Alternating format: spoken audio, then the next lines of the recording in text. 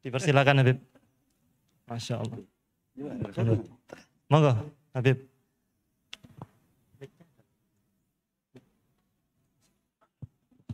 Kabar sehat-sehat nggih Habib nggih?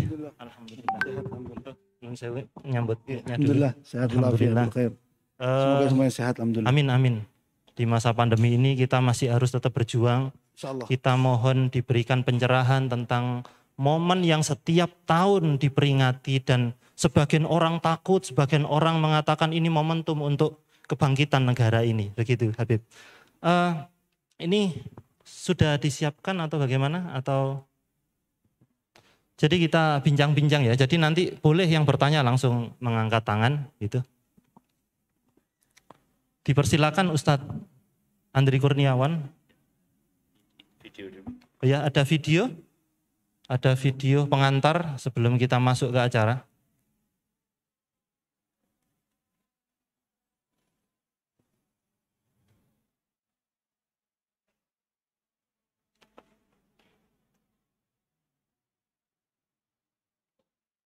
Alhamdulillah acara ini berkat kerjasama dari Masjid Abu Dzar Al-Ghifari, masjid kita tercinta dan Hijrah United.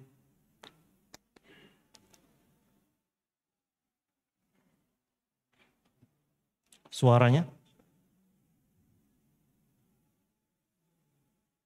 Ya kita mengangkat tema komunis gaya baru kan.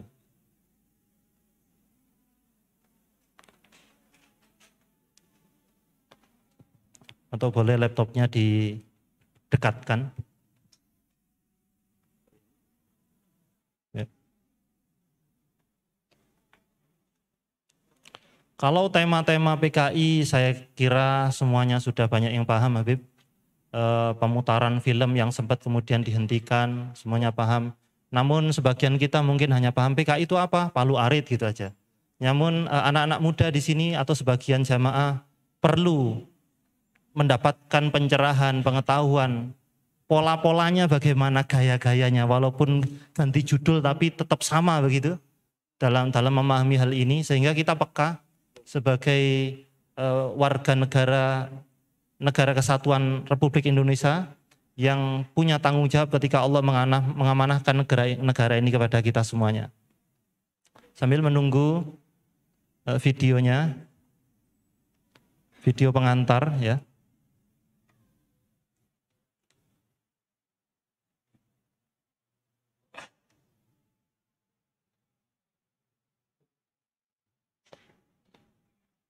Sebelumnya juga kita apresiasi kepada kedua guru kita yang mulia, semoga Allah muliakan beliau berdua. Karena sebelumnya kita juga mengharap ada mengundang beberapa pemateri, tapi ada yang strategi tiarap begitu. Entah kenapa kok tidak ada strategi, bukan karena tidak berani, mungkin tiarap dulu. Dan nanti kita akan minta rahasianya sebelum menunggu video ini. Kenapa kok strategi beliau berdua ini nggak diharap, tapi menyerah? Nah ini Masya Allah, agar kita mendapat tertular giroh keberanian dalam mengungkapkan kebenaran ya, agar kita semuanya mendapatkan keberkahan dari ilmu yang beliau sampaikan nanti. Apa rahasianya? Sambil menunggu mungkin saya akan meminta nasihat wejangan dari Al-Habib Zainal Abidin bil Faqih. Yang lain sebagian memilih tanda kutip tiarap untuk membahas ini, Beb. Kami komunikasi dengan beberapa guru. Bukan berarti nggak berani, tapi ini strategi. Tapi kenapa panjenengan kok berkenan hadir kami undang? Monggo, Beb. Sambil Bismillahirrahmanirrahim. Assalamualaikum warahmatullahi wabarakatuh. Alhamdulillah. Alhamdulillahi rabbil alamin. Wassalatu wassalamu ala asrafil anbiya wal mursalin. Sayyidina Muhammadin wa ala alihi wa ashabihi ajma'in. Rabbi syrah li sadri wa yassir li amri wa hlul 'uqdatam min lisani yafqahu qawli, amma ba'd. Alhamdulillah. Para guru asatid, ikhwani seperjuangan rahimakumullah, wabil khusus saudara saya Ustadz Andri Kurniawan dan kawan-kawan Hijrah United yang sampai hari ini masih semangat, luar biasa. Andaikan kawan-kawan muda nggak bersemangat, saya juga nggak semangat. Gitu. Sambil menunggu ini semua, tadi ditanyakan kenapa saya atau Ustadz Andre berani tampil ya. Ya sebetulnya ya nekat. Nekat. Nekat ya. Saya menyadari dan kita memahami semua situasi bangsa hari ini kan sangat sensitif nih. Maka semangat perjuangan walaupun tidak membara ketika kondisi bangsanya sehat, tapi api sekecil apapun api itu tidak boleh padam. Kita juga menyadari bahwa setiap kalimat yang kita lontarkan kebenaran itu pasti mengandung risiko. Dan risiko yang paling fatal adalah sebuah kematian. Tapi kita juga harus berpikir andaikan sama-sama mati gitu kan. Sama-sama mati, sama-sama berisiko. Ya sekalian mati yang berkualitas. Artinya ya ini kita anggaplah ya. Situasi semacam ini justru momentum kita untuk menyampaikan pikiran-pikiran kebenaran itu walaupun risikonya begitu berat. Bukan berarti kita nantang, enggak. Bukan berarti kita merasa paling hebat kemudian membusukkan dada menantang situasi, bukan. Tapi bahwa kebenaran itu tetap tidak boleh padam situasi apapun. Mungkin menurun iya boleh, tapi padam tidak. Berikutnya juga sambil menunggu ini semua, termasuk hari ini, justru kita mempunyai pertanyaan besar gitu kan. Kenapa sejarah itu kemudian dipaksa untuk tidak ditampilkan? Bahkan yang kita baca di berbagai media bahwa hanya untuk nobar saja misalnya itu sudah banyak penolakan. Saya beranggapan mestinya ya lepas saja. Biar bangsa ini kita semua tahu gitu loh. Ini merah, ini putih, ini biru, ini kuning semua tahu. Oh kita sama-sama dewasa semuanya gitu. Sebelum jauh saya kira persoalan komunisme dan ajaran ideologi yang setara dengan itu. Zaman sekarang memang susah kita menerangkan, khususnya kepada anak-anak muda yang memang kurang banyak mendapatkan pelajaran sejarah. Apalagi 2 tahun kita pandemi ini, media itu menjadi satu-satunya asupan informasi yang kita dapatkan. Dan media itu terkendali. Kita tidak bebas membuka media-media yang memberikan informasi kebenaran. Kita tidak bebas membuka media-media yang menerangkan tentang komunisme dan sekitarnya. Tapi yang memberanikan saya salah satunya dan juga mungkin Ustadz Andre bahwa saya ini orang yang sedang ya sudah agak lama sih penggiat untuk menggali sejarah dan peradaban. Untuk mencari benih-benih agar umat ini menjadi tercerahkan dan bangkit bersama begitu. Agar kesalahan-kesalahan masa lalu tidak kita ulang. Dan potensi besar umat Islam ini bisa kita kembangkan. Salah satunya begini, kita mengukur sesungguhnya siapa sih yang paling kuat menghantam kaum muslimin itu dalam sejarah. Kalau kita boleh belah gitu kan, satu sisi barat misalnya, sisi lain adalah komunisme dengan segala bentuknya. Tapi yang saya pelajari dan juga saya hadir ke beberapa negara tentang negara Islam yang dulu pernah berjaya, kemudian hari ini ada yang sekularisme, ada yang jumlahnya besar tapi kualitasnya rendah. Ternyata justru dulu itu dari masa mulai dari Bani Abbasiyah, kemudian Bani Fatimiyah sedikit di Mesir, kemudian yang lama ini Turki Utsmani, itu yang paling menghantam keras sesungguhnya adalah komunitas komunisme. Kejamnya ini loh yang gak ketulungan. Bahwa perbedaan itu ya mungkin bisa kita terima.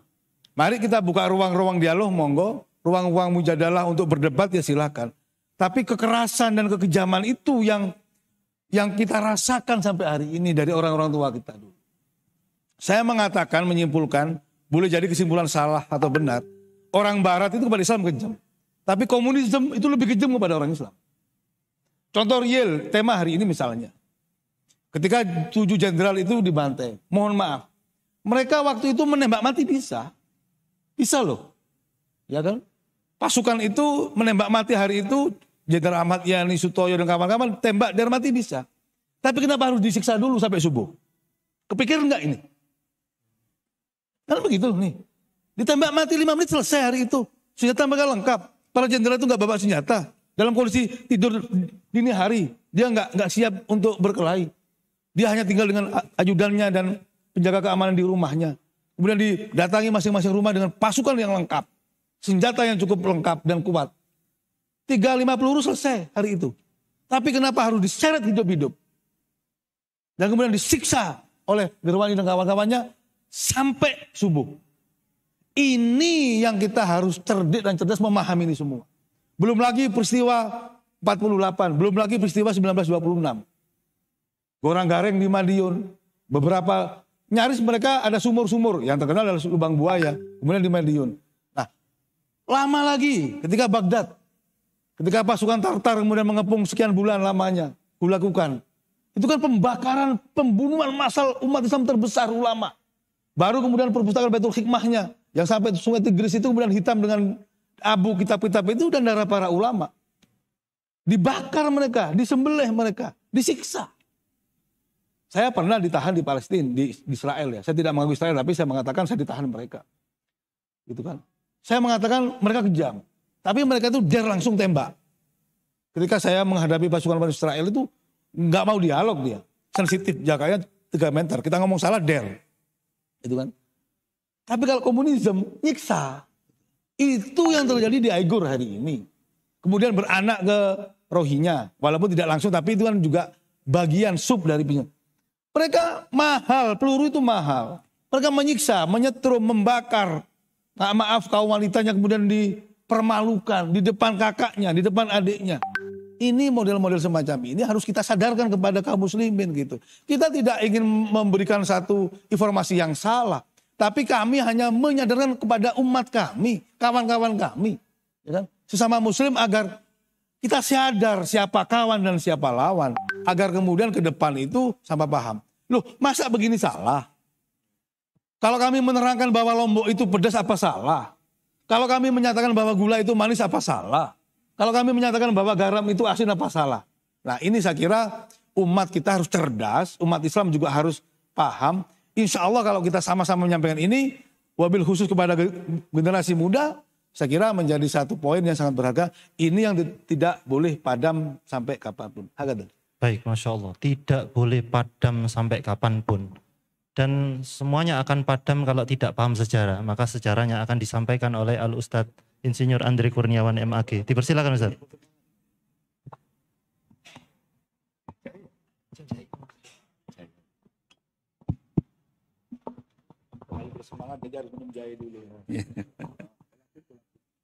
Assalamualaikum warahmatullahi wabarakatuh. Innal hamdalillah nahmaduhu wa nasta'inuhu wa nastaghfiruh wa na'udzu billahi min syururi anfusina wa min sayyiati a'malina may yahdihillahu fala mudilla lahu wa may yudlil fala hadiyalah. Asyhadu an la ilaha illallah wahdahu la syarikalah wa asyhadu anna Muhammadan abduhu wa rasuluh. Ya ayyuhalladzina amanu taqullaha haqqa tuqatih wa la tamutunna illa wa antum muslimun. Ya ayuhan nasu taqu rabbakum alladhi khalaqakum min nafsin wahidah wa khalaqa minha zawjaha wa batha minhuma rijalan katsiran wa nisaa wattaqullaha alladhi tas'aluna bihi wal arham innallaha kana 'alaikum raqiba. Ya ayyuhalladzina amanu taqullaha wa qulu qawlan sadida yuslih lakum a'malakum wa yaghfir lakum dhunubakum wa may yuti'illaha wa rasulahu faqad faza fawzan azima. Amma ba'd. Yang dimuliakan Allah, Dr. Habib Zainal Abidin Bil Faqih dan moderator Ustadz Ubay, para jamaah, bapak-bapak, ibu-ibu yang dimuliakan Allah. Saya mencoba untuk mengungkap dari sisi historis sejarah. Dari situ agar muncul kewaspadaan umat terhadap bahaya laten komunis. Kalau kita lihat dari sisi sejarah, apa yang diingatkan oleh Allah dalam surah Al-Maidah ayat 82 itu benar-benar sebuah realitas. Allah ingatkan, a'udzubillahi minasyaitonir rajim, la tajidanna asyaddan nas 'adawatan lil ladzina amanu yahuda wal ladzina asyraku. Sungguh kalian akan menyaksikan orang-orang yang paling keras permusuhannya terhadap golongan mukmin ini. Kata Allah, al-Yahud, Yahudi, dan orang-orang musyrik. Ada tokoh Yahudi yang cukup militan, yaitu Karl Marx, Friedrich Engels. Dia ciptakan ideologi komunis. Dan kita bisa melihat orang-orang Yahudi ini kalau dilihat dari karakter yang diungkap oleh Syekh Mustafa Al-Maraghi, sampai beliau menemukan 76 karakter, hampir 1 juz di dalam Al-Quran. Jadi mereka ini, orang-orang Yahudi ini senantiasa melakukan fasad, kerusakan di muka bumi ini. Contoh Karl Marx, dia ciptakan ideologi komunisme, diaplikasikan oleh Lenin, ya. Kemudian diteruskan oleh Stalin, diteruskan di Cina oleh Mao Zedong, diteruskan di Kamboja Pol Pot, ya. Diteruskan di Madiun, Musso dan Amir Sarifuddin, sampai puncaknya 65 DN, Aidit dan Nyoto. Jadi mulai tahun 1917 sampai 1991, kalau dihitung hampir 120 juta manusia dibunuh lewat ideologi komunis ini. Jadi cita-cita Marxisme-Leninisme, ya, telah menciptakan 28 neraka dunia bagi 28 negara dan bangsa. Hampir 74 tahun, mulai 1917 sampai 1991. Jadi dunia pada saat itu didominasi oleh imoralitas dan keganasan yang tidak masuk akal. Bahkan sepanjang 74 tahun itu, saya ulang lagi, ideologi komunis membantai sekitar 120 juta orang. Kalau dihitung rata-rata, per tahunnya lewat ideologi komunis ini manusia dibunuh hampir 1,6 juta per tahun. Perharinya 4.500 orang. Perharinya. Bahkan Lenin, tokoh yang mengaplikasikan ideologi komunis, dia katakan tidak jadi soal bila 3/4 penduduk dunia ini mati. Asal yang tinggal 1/4 itu komunis. Ateis, anti Tuhan, anti agama. Bahkan untuk melaksanakan ideologi komunisme, kata dia, kita tidak gentar berjalan di atas mayat 30 juta orang.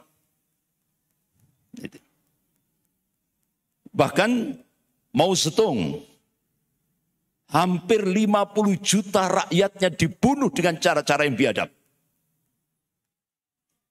Mulai tahun 1947 sampai 1976. Dan itu dilanjutkan oleh presiden yang sekarang, Xi Jinping. Tadi sudah diungkap oleh Habib tadi. Yang menimpa saudara-saudara kita, yaitu Uighur. Dari 4 juta para suami yang dimasukkan di kam-kam tahanan, ya kan? Itu 1 juta dibunuh dengan cara-cara biadab. Bahkan diambil organ tubuhnya. Bahkan dalam video itu kita bisa melihat ada yang ditembak belum mati, langsung tanpa bius. Dibedah, diambil organ tubuhnya. Dijual oleh rezim komunis Cina di bawah pimpinan Xi Jinping. Jadi kalau dirupiahkan, rezim komunis Cina, partai komunis Cina sekarang ini, dari penjualan organ tubuh kaum muslimin Uighur itu kalau dirupiahkan itu 4 triliun hasilnya. Ini kejahatan yang sangat biadab sekali. Anak dipisah dari ibunya. Ya kan? Ibu-ibunya diperkosa dengan cara-cara yang biadab. Ya. Ribuan pemuda-pemuda komunis dipaksa oleh rezim Partai Komunis Cina untuk memasuki rumah tangga kaum muslimin Uighur. Sehingga terjadilah pemerkosaan yang sangat biadab terhadap kaum muslimin Uighur. Ya. Jadi kalau kita hitung korban nyawa manusia akibat ideologi komunis ini masih lebih besar ketimbang korban seluruh perang di alam jagat raya ini. Mulai dari Perang Dunia Pertama, Kedua, Perang Korea, Perang Vietnam, Afghanistan, Irak, Palestina, Lebanon, semua kalau digabung jadi satu, korbannya masih lebih besar ideologi komunisme. Bapak-bapak, ibu-ibu yang dimuliakan Allah. Begitu juga Pol Pot, Kamboja. Hampir 3 juta rakyatnya dibunuh dengan cara-cara yang biadab. Sampai tengkorak kepalanya dibuat piramida. Nah, itu. Belum lagi dilanjutkan di Indonesia.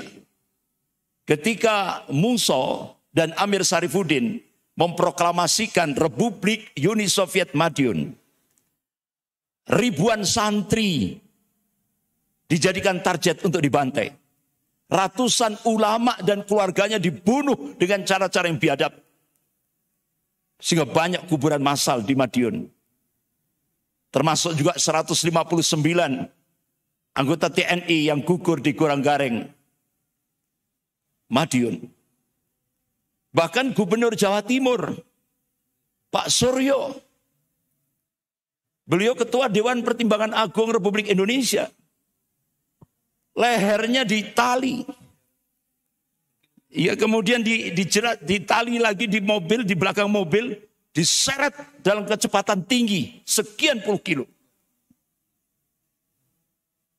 Astagfirullah. Sampai beliau meninggal. Dan jenazahnya dibuang di sebuah kali di kawasan Madiun, Ngawi Madiun itu. Ya, kawasan Caruban. Nah, itu. Ini kejahatan, termasuk pondok pesantren Gontor juga menjadi sasaran kebiadaban, ya kan? Bahkan di Magetan itu ada sebuah monumen, banyak kaum muslimin yang syahid akibat keganasan PKI itu. Jadi jenazah nomor 1 sampai 67 itu masih terdeteksi siapa jenazah ini. Tapi jenazah yang nomor 68 sampai 108 tidak diketahui karena sudah dirusak oleh orang-orang PKI. Jasadnya itu dirusak. Sehingga tidak terdeteksi siapa jenazah ini. Begitu juga di kawasan Desa Kresek, hampir 17 jadi korban keganasan PKI. Bahkan kita bisa melihat bagaimana di Banyuwangi, di kawasan Desa Celuring itu, 60 atau 70 banser itu, diundang oleh Gerwani, ya, wanita PKI, ya kan, diundang, yaitu pada saat acara tahlilan. Setelah acara tahlilan selesai, makanannya itu dikasih racun oleh kader-kader Gerwani. Sehingga 70-an lebih itu banser meninggal saat itu juga. Makanya di sana ada sebuah monumen di Celuring, Banyuwangi. Termasuk di Blitar, di Kanigoro. Bagaimana kaum muslimin ketika sholat subuh berjamaah, ya kan, langsung diserbu dengan palu arit. Kiainya disiksa dengan cara-cara yang biadab. Nah, itu. Dan terus itu ribuan kaum muslimin jadi korban. Sampai ke kawasan Jawa Tengah, Solo, Boyolali, ya kan? Dan beberapa kawasan-kawasan Jawa Tengah yang lain. Itulah korban kebiadaban sampai puncaknya malam 1 Oktober. Yaitu 6 jenderal dan 1 perwira. Sebagaimana tadi diungkap oleh Habib Dr. Zainal Abidin. Disiksa sampai subuh. Baru dihabisi kemudian dimasukkan ke lubang buaya. Dengan cara-cara yang biadab. Jadi inilah coba kita lihat bagaimana realitas di lapangan. Keganasan ideologi komunis ini.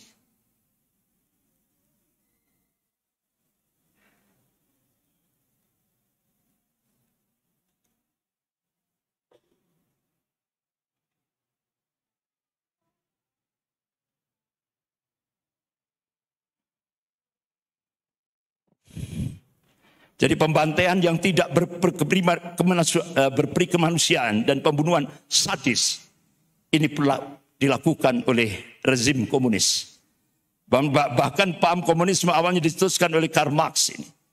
Seperti di Rusia itu hampir 12 juta manusia jadi korban keganasan ideologi komunis ini. Stalin, diktator Uni Soviet, ya kan? Hampir 786.000 dihukum mati. Bahkan Stalin mulai sejak tahun 1928 mulai melakukan kampanye anti agama. Ya. Gereja, masjid dihancurkan, gereja dihancurkan. Bahkan buku-buku berbahasa Arab dibakar, madrasah dan sekolah-sekolah Islam ditutup. Bahkan ratusan ribu muslim dari etnis Tatar Crimea diusir, bahkan dipaksa keluar dari tanah airnya sendiri.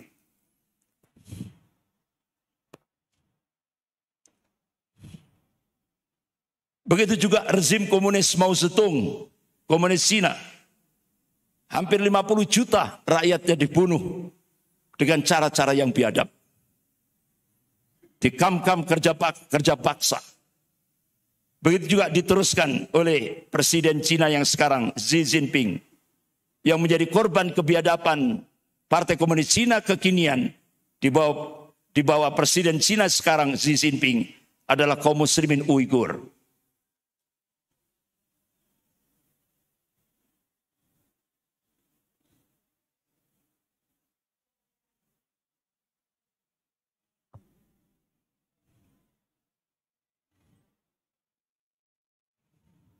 Ini dikam-kam tahanan. Hampir 1 juta yang dibunuh. Ini Pol Pot, rezim Pol Pot Kamboja. Hampir 3 juta rakyatnya dibunuh. Bahkan tengkorak-tengkorak kepalanya dibuat piramida. Kemudian di Indonesia yang dipimpin oleh Musso, ya kan, dan Amir Syarifuddin juga membantai ribuan, bahkan ratusan ulama dan keluarganya. Termasuk juga keganasan PKI di desa Kresek. Ya. Mulai dari gubernur, bupati, dan semuanya menjadi sasaran target. Termasuk para santri ini. Sampai puncaknya peristiwa G30 SPKI. Bahkan sampai malam 1 Oktober itu. 6 jenderal dan 1 perwira disiksa, kemudian dibunuh dan dimasukkan di lubang buaya. Dan ini adalah putra daripada Jenderal Ahmad Yani. Beliau melihat sendiri bagaimana ayahnya disiksa, ditembak jarak dekat, kemudian diseret.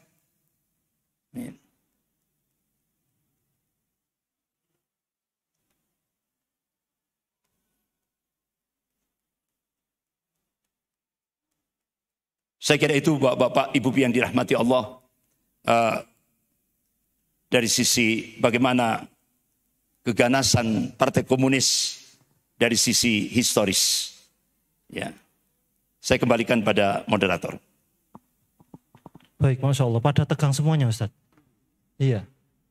1 kata untuk PKI Habib. Biadab dan kejam. Biadab. Ya. Tapi perlu nggak kita takut Habib sebelum nanti kita azan dulu kemudian kita lanjut? Perlu kita takuti nggak sebenarnya? Tidak perlu lah. Tidak perlu. Kita sepakat ya, tidak perlu takut ya. Insya Allah, semoga Allah menjaga kita semuanya dan negara kita. Waspada tapi tidak takut gitu ya. Baik, kita azan dulu. Mohon izin para gurunda. Nanti insya Allah akan kita lanjutkan dengan ada beberapa pertanyaan-pertanyaan. Dan boleh menyiapkan pertanyaan, dipersilakan nanti angkat tangan saja.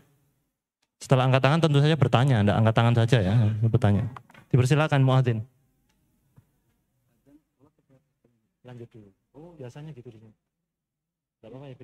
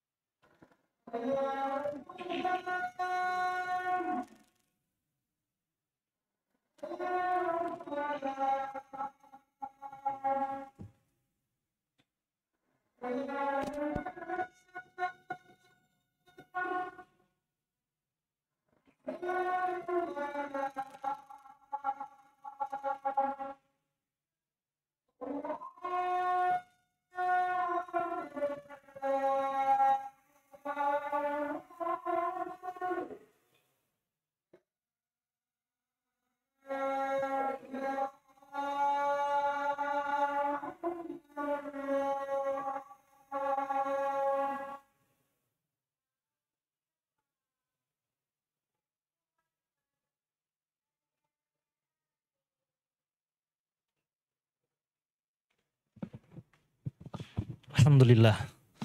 Insya Allah nanti kita akan sholat berjamaah setelah acara selesai insya Allah.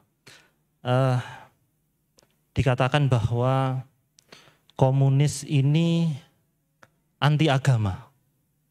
Apakah berarti musuhnya komunis ini semua agama begitu?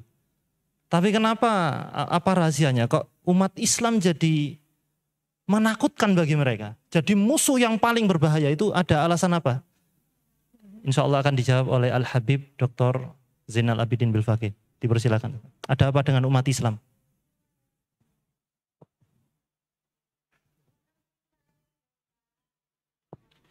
Baik, alhamdulillah. Agak rileks sedikit lah. Biar yang tegang yang depan aja. Sejarah tadi telah diungkap ya oleh Ustadz Andre. Sekali lagi kita ini sebagai warga negara Indonesia, saya juga lahir di Indonesia, ayah saya juga lahir di Indonesia, bahkan berjuang habis untuk Pancasila, begitu kan. Ibu saya dari Purworejo, masih keluarga dari Jenderal Ahmad Yani. Kakek saya dari ibu saya itu juga dikimpe oleh Jepang, diseret dari Pekalongan sampai ke Wiradesa, lebih kurang 32 km. Jasadnya baru ketemu tahun 80-an dan itu dilakukan di depan mata ibu saya. Jepang menyeret kakek saya itu pas sholat maghrib di sebuah pesantren. Di depan ibu saya yang ibu saya waktu itu usia sekitar 4,5 tahun. Nah, saya cuma bersama-sama gitu kan. Bahwa kita ini ingin menjadi warga Indonesia yang sejati. Kalau kita sudah berkomitmen, negara berkomitmen, pemerintah berkomitmen, bahkan mati-matian menjadikan bangsa ini berideologi Pancasila yang esok hari diperingati sebagai kesaktiannya, maka umat Islam kita semua adalah garda terdepan untuk menjadi manusia yang Pancasilais. Dan sila pertama itu sudah jelas. Ketuhanan yang Maha Esa. Allahu Ahad jelaskan. Sehingga justru umat Islam ini adalah umat yang Pancasilais. Kemanusiaan. Umat Islamlah yang paling berberi kemanusiaan. Rasulullah SAW itu mengajari kita, tidak pernah Rasulullah itu perang dalam kota, tidak pernah. Dan Rasulullah tidak pernah perang itu mendahului, selalu bertahan. Maka ketika di Madinah itu Rasulullah keluar ke Uhud untuk menyambut atau apa istilahnya, menerima tantangan kaum musyrikin dari Madinah, dari Mekah. Untuk menghindari apa? Perang kota. Islam tidak pernah mengenal bumi hangus. Ini harus kita angkat kembali sejarah itu. Jangankan manusia, kepada binatang saja Rasulullah itu rahmah. Jangan kepada binatang, kepada tumbuhan pun Rasulullah itu rahmah. Perang tidak boleh membakar pohon. Perang tidak boleh melibatkan anak-anak. Perang tidak boleh melibatkan wanita di luar arena perperangan secara langsung. Kecuali memang wanita itu betul-betul yang mengangkat peradaban. Justru mengandalkan perang kota. Dan menjadikan kaum wanita dan anak tahanan. Ini serius saya kira. Maka kita ini seperti malam ini kan untuk mengangkat Pancasila sesungguhnya kan. Sebagai warga negara yang berketuhanan. Maka sesungguhnya bagi ideologi-ideologi yang tidak mengangkat ketuhanan mestinya tidak boleh hidup di negara Pancasila. Apapun alasannya. Kalau kita mau berkonsekuen sebagai negara Pancasila. Nah ini yang ingin kita hidupkan kembali. Kalau memang kita serius. Saya kira ini menjadi poin penting dan Ustadz Andi tadi sudah mengatakan gitu kan. Dan kita juga meyakini ideologi itu memang sulit dipadamkan. Sulit dipadamkan. Bahkan menjadi separatis gitu kan. Komunisme sendiri, komunisme atau penganut-penganut komunisme, sosialisme, liberalisme, sekularisme itu nggak mau untuk disalahkan, nggak mau. Hatta dia sampai mati, nggak mau. Bahkan kalau membela ideologi. Kecuali umat Islam itu membela agama. Bukan membela ideologi, tapi membela agama. Ideologi itu di bawahnya agama. Maka alhamdulillah tahdus bin ni'mah. Bangsa Indonesia ini kemudian mengambil Pancasila sebagai dasar negara. Yang itu lahir dari rahim umat Islam. Yang membuat Pancasila itu dari 9 orang, itu 6 adalah para ulama.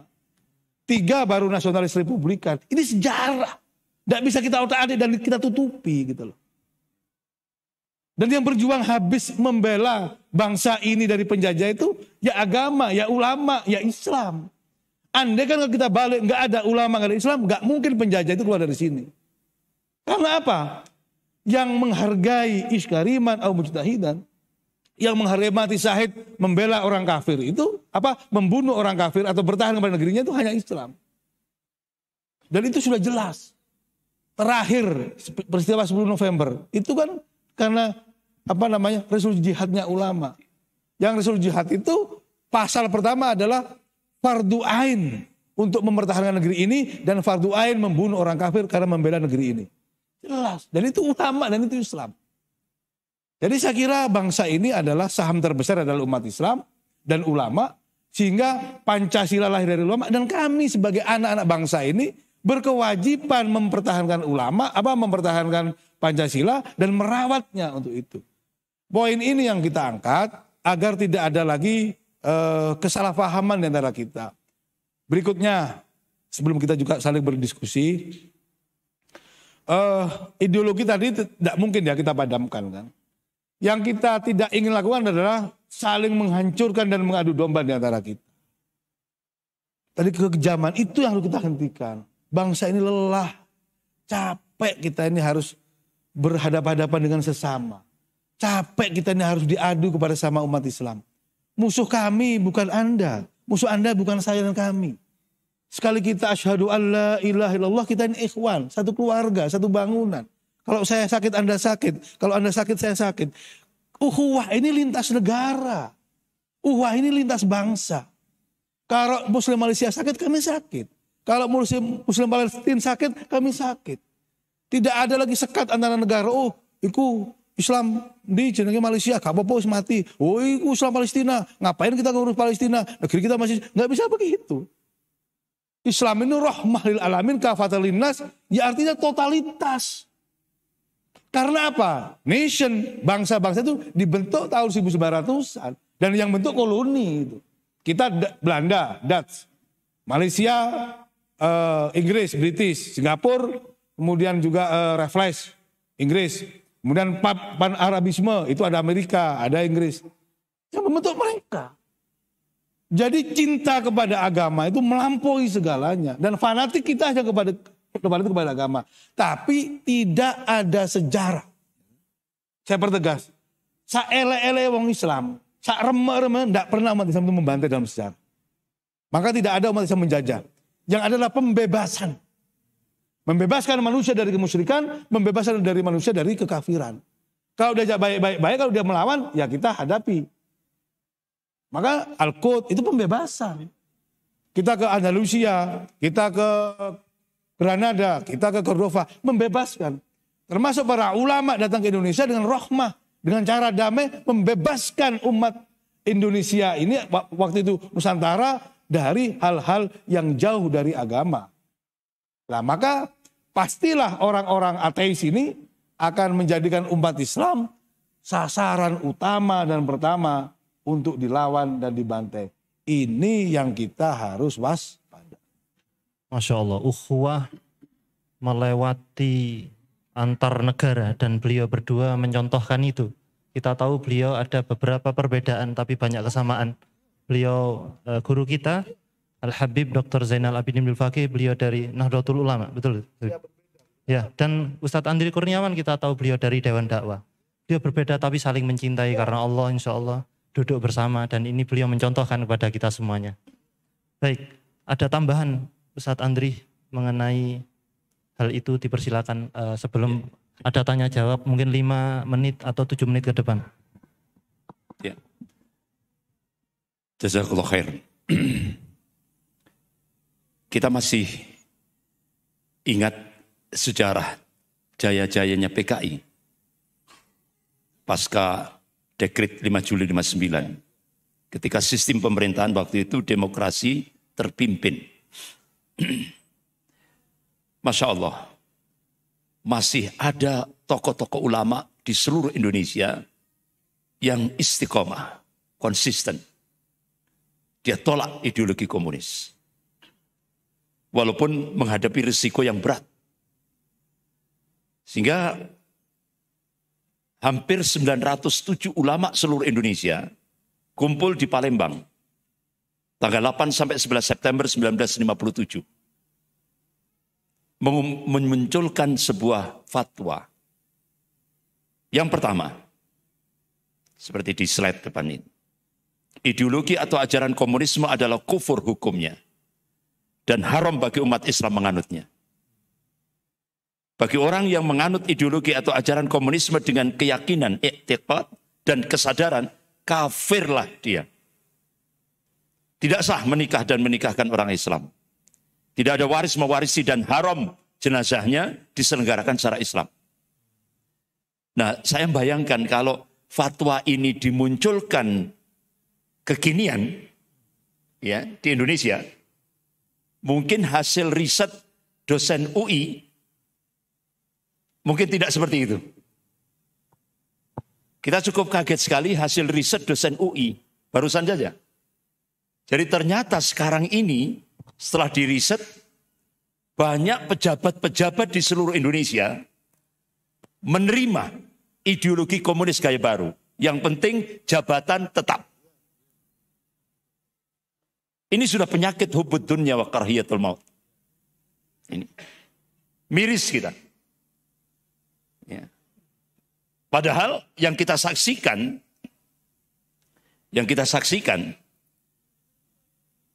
gerakan komunis di Indonesia kekinian itu sudah masuk di semua lini. Apalagi sudah tidak ada lagi litsus.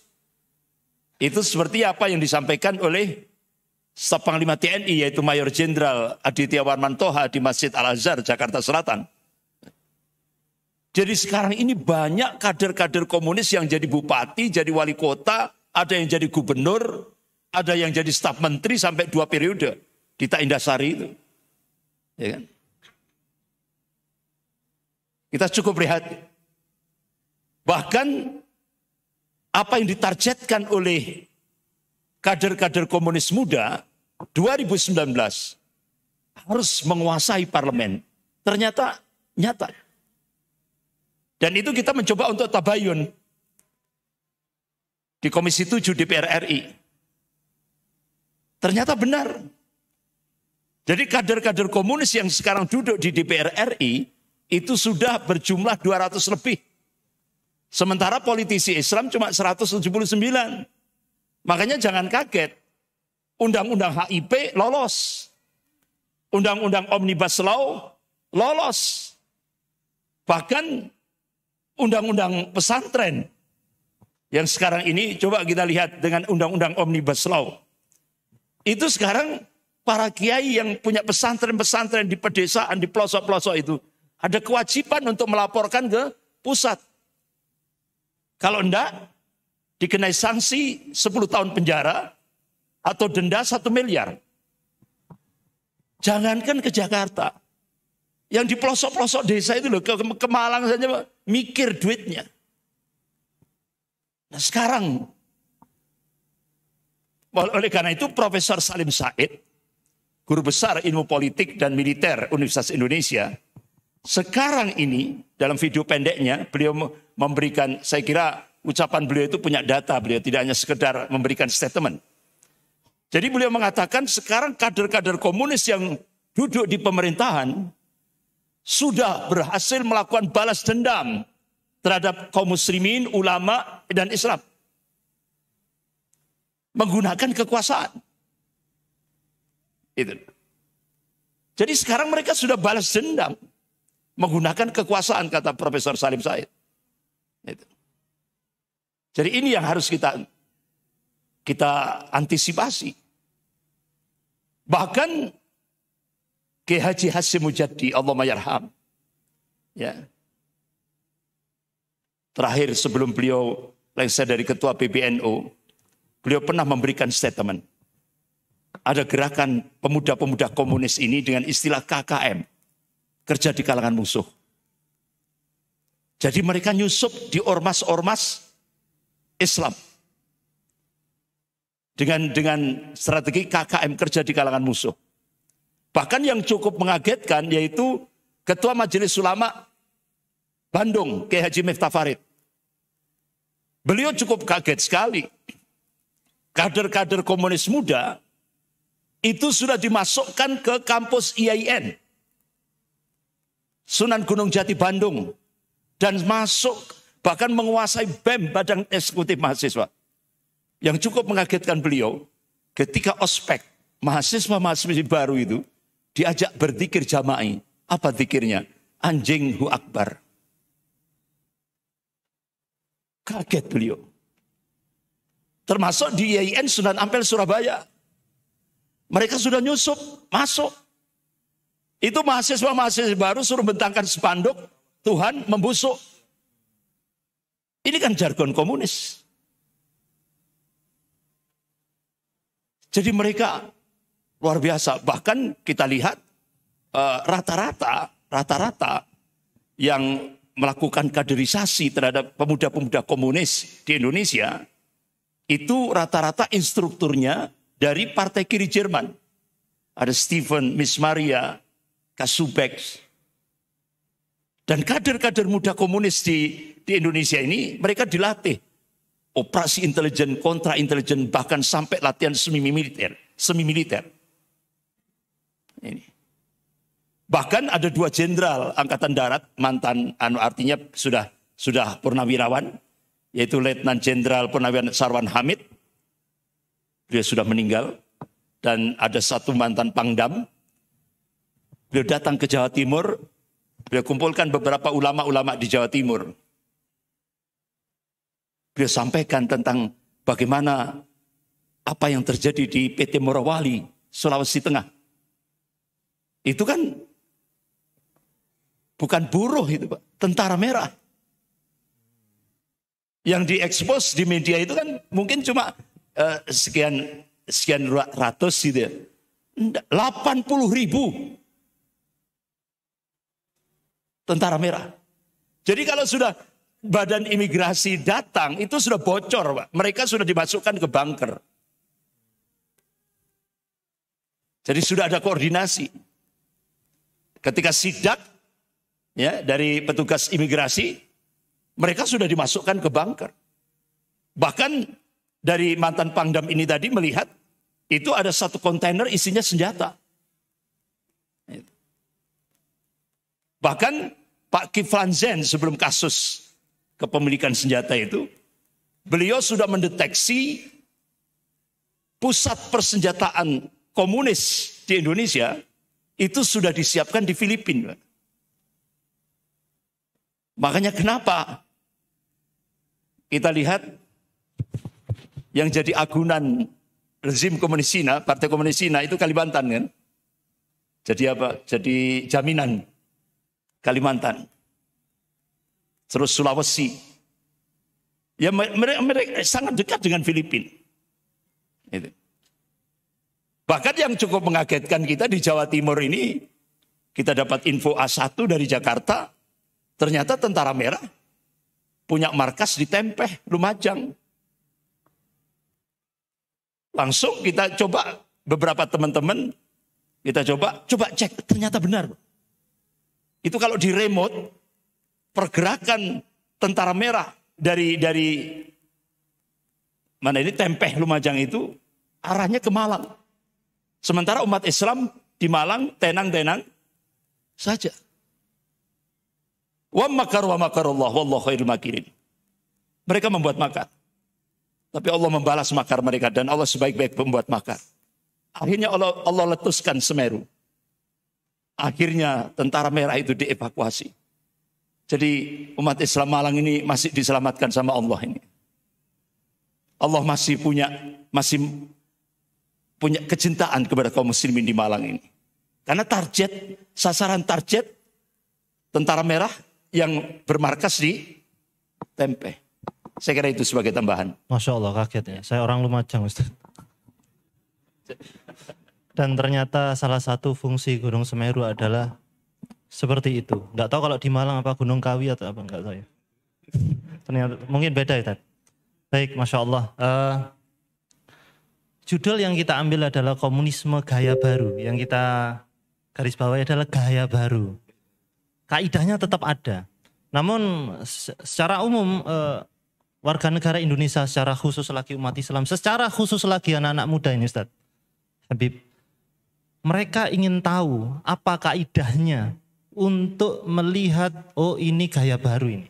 Ini hanya gaya baru yang sebenarnya kaidahnya tetap sama. Apa kaidah-kaidah yang harus kita ketahui secara simpel melihat ini pergerakan komunis? Tafadhol Habib. Terima kasih. Kita memahami ya memang bisa kita bedakan antara partai komunis dengan komunisme. Komunisme ini sebuah ajaran yang nggak mungkin padam karena memang menjadi kembangnya dunia begitu. Agar umat Islam waspada. Kalau kita orang Jawa itu kan ada unen-unen, ger ilingo, zaman saiki zaman edan.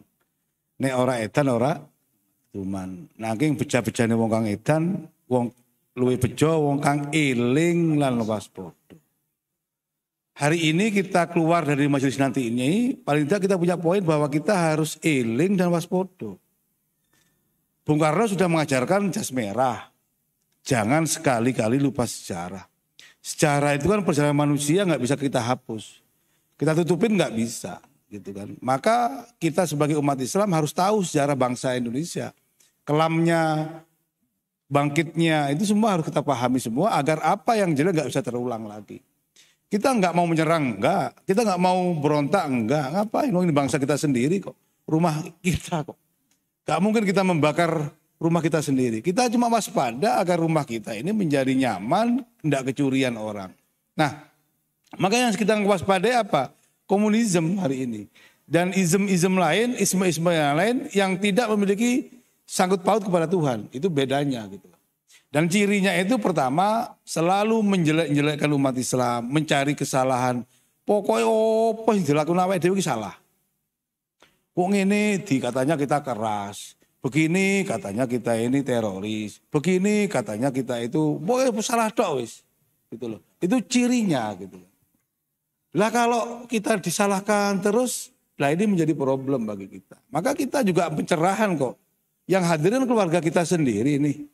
Kawan-kawan kita, satu keluarga. Umat Islam itu kan seperti rumah besar. Sehingga tugas kita ini adalah menyadarkan kembali, mengingat momentum-momentum bersejarah bagi umat Islam, bagi bangsa ini kita ingat, wabil khusus kepada anak muda kita, agar apa yang ke depan bisa kita lakukan estafet untuk meneruskan perjuangan orang-orang tua kita bersama. Berikutnya adalah saya mempelajari sejarah ya. Rata-rata perputaran kebangkitan umat Islam, tapi saya lebih suka memang menggunakan kata-kata kebangkitan umat Islam, bukan kebangkitan Islam. Islam itu sudah clear, sudah istimewa, al-Islamu ya'lu wa la yula alaih, sudah clear. Walakin umatnya ini yazidu wa yankus, naik turun. Dan umatnya ini bisa salah, bisa benar. Kan begitu. Makanya yang perlu bangkit ini umatnya. Sadar kembali untuk menjadi Islam secara kafah. Tayyib. Rata-rata peradaban itu berputar antara 400-600 tahun. Perputaran peradaban. Umat Islam pernah mengalami kejayaan, umat Islam pernah mengalami lah kita pada fase sekarang ini, semenjak abad 15, Barat itu bangkit. Puncak ilmu pengetahuannya luar biasa. Dan sekarang Barat sudah mulai redup. Kedodoran dengan kita ini kalau menyebut nama nanti salah juga sebenarnya. Jadi inisial, ya, pokoknya saudara ya komunitas manusia yang kulitnya lebih putih dari kita lah. Tapi yang jelas bukan Muslim. Nah, sekarang peradaban itu dipegang oleh mereka, jujur kan? Semua apa yang nggak buat oleh mereka, kancing benih loh sing gawe dhek. Dulu 10 tahun yang lalu mereka hanya mampu membuat serit sama kemiti. Iling serit ya. Serit kalau wong tumon itu yang dari sisir dari apa itu? Dari kayu. Dom bundel bu, dom bundel itu made in mana? Adakah orang Indonesia Muslim yang buat dom bundel? Nggak ono. Tapi sekarang Pak, Bapak Ibu semuanya. Hatta kita umroh. Mamnu masuk ke Masjidil Haram 7 kilo. Ya kan? Tapi barang mereka masuk. Ya kan, gamis yang kita pakai itu made in mereka. Sabuk, oleh-oleh haji, umroh, bahkan pengimpor terbesar kurma di Indonesia. Mestinya kan orang Arab tah. Mereka sampai cek di Dononyudan, Surabaya. Habis kita. Ini serius loh ini. Umat Islam hari ini bisa berbuat apa? Mobil, listrik, mesin kipas, mesin cuci, TV. Dulu kita masih ada lihat TV Panasonic, Toshiba, merek-merek Jepang, Sony, sekarang 16 kabeh. Ya kan? Burin mek tan II kabeh. Nah, maksud saya ini harus kita pikir gitu loh. Nah, periode sekarang tidak ekonomi yang masuk, ideologi masuk, ajaran masuk. Mereka hubul jahwal mal, tidak puas. Dan saudara-saudara kita di Indonesia ini kebelah masalah itu. Tadi sudah Ustaz Andre menyinggung loyal. Ini kita rasakan loh ya. Ketika umat Islam tidak memiliki kefahaman yang kuat kepada agamanya, ngaku adanya Allah tapi tidak diikuti dengan loyalitas kepada Allah, maka yang timbul adalah hubul jah wal mal. Kecintaan kepada jabatan dan harta mengalahkan kecintaan mereka kepada Allah. Ini serius. Kalau kita survei saya kira umat Islam di dunia bahkan di Indonesia mungkin lebih besar mereka memang mengaku Islam tapi mereka tidak pernah takut kepada Allah. Contoh nih, Turki Utsmani yang sudah 400 tahun berjaya kayak begitu. Kena Mustafa Kemal Atatürk, dia menghadapi pasukannya, dia bilang hari ini siapa Tuhan kamu? Engkau wahai Mustafa Kemal Atatürk. Itu nggak diungkap sejarah Pak. Fir'aun yang diungkap sejarah, itu nggak diungkap sejarah. Coba, apa? Ketakutan kehilangan jabatan. Kalau anak buah kemudian melawan atasan, gak nyambut gawe awak, gak pensiun, amat pedot. Kalau saya pilih, ya gak apa-apa gak pensiun, ketimbang saya tidak kenal Tuhan. Ya kan, mangan, atasnya mangan kok di Indonesia ini penting obah ya iso mangan kok. Tapi itu nggak ada Pak hari ini Pak. Ayo ada yang berani enggak? Aduh nggak enak aku rek. Lah ya apa? Aku sih menjabat Yo aturan ini yo taat be atasan. Engko ini aku pensiun wis. Kan itu toh yang terjadi hari ini.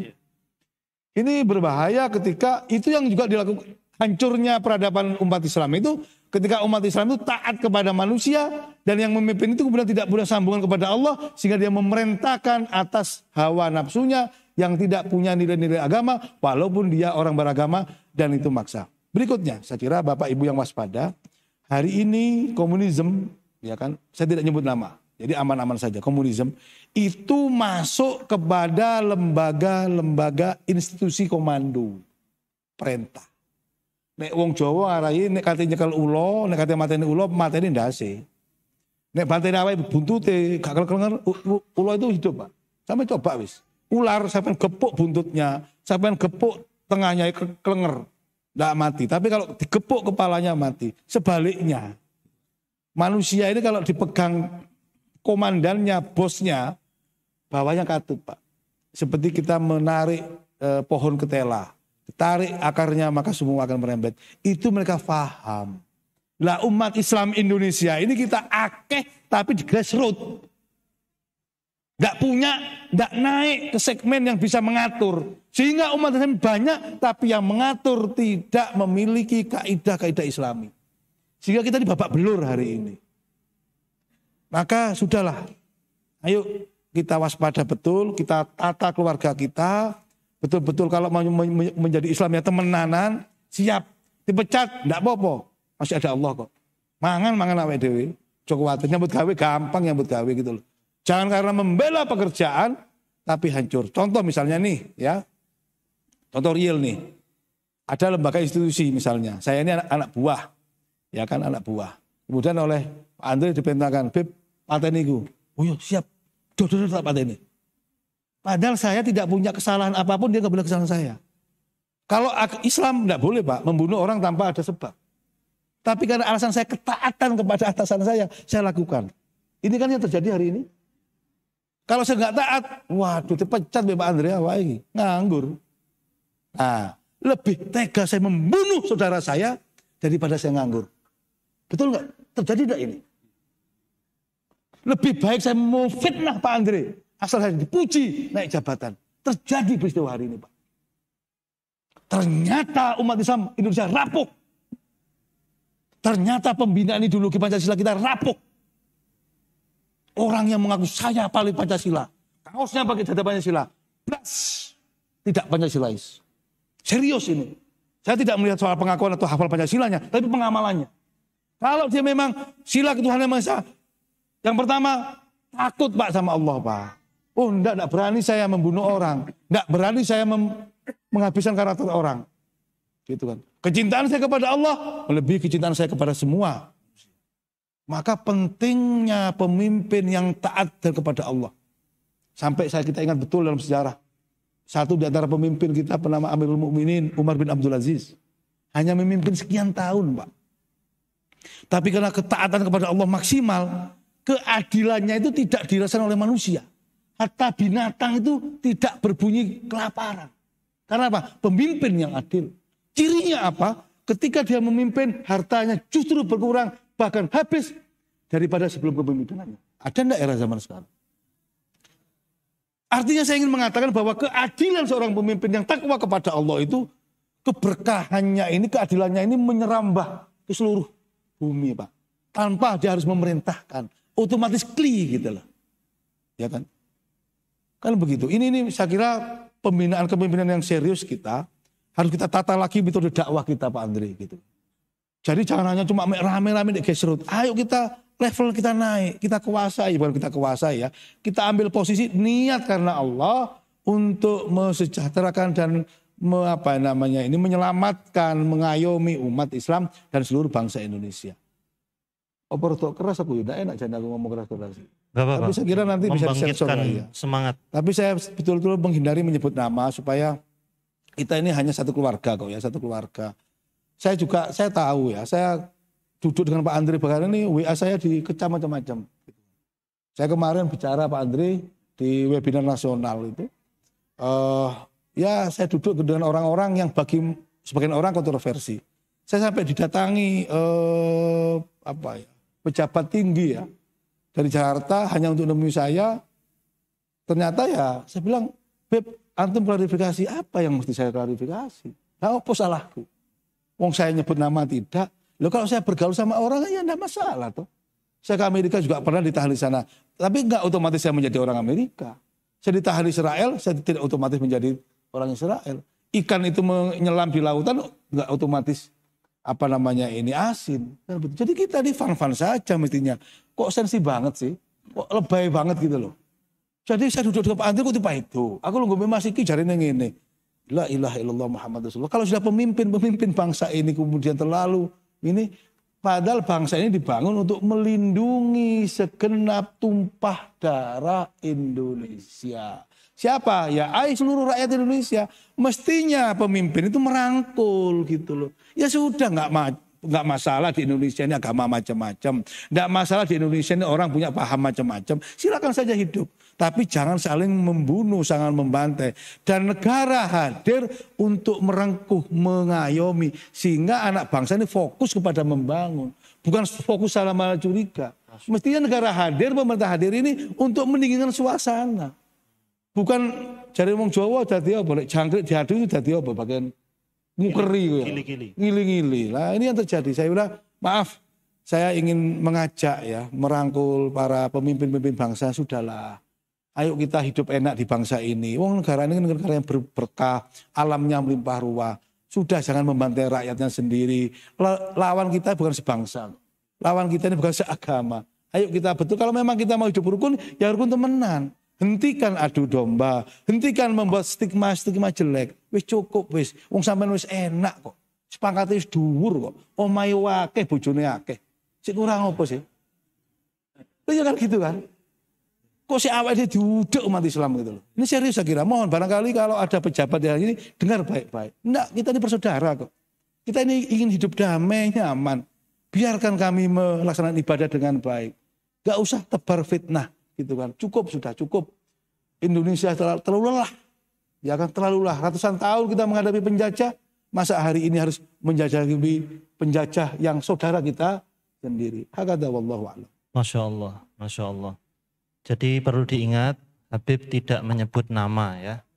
Jadi insya Allah semuanya cerdas di sini Habib. Jadi cirinya orang cerdas, allazi bi isyarati yafham. Dengan ya betul, menebarkan cinta. Ya, dengan isyarat saja orang cerdas itu yafham, insya Allah paham gitu ya. Baik, Masya Allah. Yang paling penting tadi ada kaidah komunisme gaya baru. Ini pahamnya bukan partainya tentunya. Yaitu sering mengolok-olok Islam. Apapun yang dilakukan orang Islam salah, haji salah, poligami salah gitu ya, ya. Jadi cara lah dibilang ke poligami. Lah ya Masya Allah. Aku mau mancung di orang Arab, kok guru dibilang kacau guru. Masya Allah, maka kita hentikan istilah-istilah kadrun ya, kadal gurun, emprit gurun dan lain-lain. Kita tidak melakukan itu, Masya Allah. Jadi yang terakhir akan disampaikan oleh Al-Ustadz Andri Kurniawan MAG, apa yang harus dilakukan 5 langkah untuk membendung kebangkitan PKI ini. Apakah di antara satu langkahnya adalah poligami? Wallahu a'lam bishawab. Nanti kita persilakan beliau. Sebagai akhir, jadi ada 5 langkah untuk membendung kebangkitan PKI di Indonesia. Baik itu PKI Partai Komunis Gaya Baru, ya kan. Yang pertama, langkah penyadaran. Artinya, ayo umat disadarkan tentang sejarah. Jangan sampai melupakan sejarah. Penyadaran situasi. Jadi melek politik lah gitu ya. Jangan sampai buta politik. Jadi situasi itu umat itu harus paham betul. Ini kondisinya Indonesia sedang ada apa? Nah, itu. Penyadaran tentang implikasi, ya, dampak kalau gerakan komunis gaya baru ini tidak segera dihadang. Kemudian langkah kedua, kaderisasi. Jadi pelatihan untuk pelatih, training for trainer. Ini pengkaderan kaum tani. Karena sasaran sasaran komunis gaya baru ini petani, bahkan sampai hari ulang tahun tani PKI komunis gaya baru itu diadakan di gereja di Jakarta, di sebuah gereja di Jalan Cempaka Putih. Kaderisasi kaum buruh, kaderisasi pelajar dan mahasiswa, kaderisasi tenaga khusus. Jadi memang ini objek PKI, artinya komunis gaya baru, rata-rata tani, buruh, pelajar, mahasiswa. Ini rata-rata itu. Seni. Kita juga harus melakukan kaderisasi itu tadi. Kemudian langkah ketiga, pembasisan. Pembasisan pemikiran atau ideologi. Pembasisan masa real. Ya. Kemarin alhamdulillah tanggal 25 September kemarin, hari Sabtu, alhamdulillah ternyata ulama-ulama se-Madura. Artinya apa?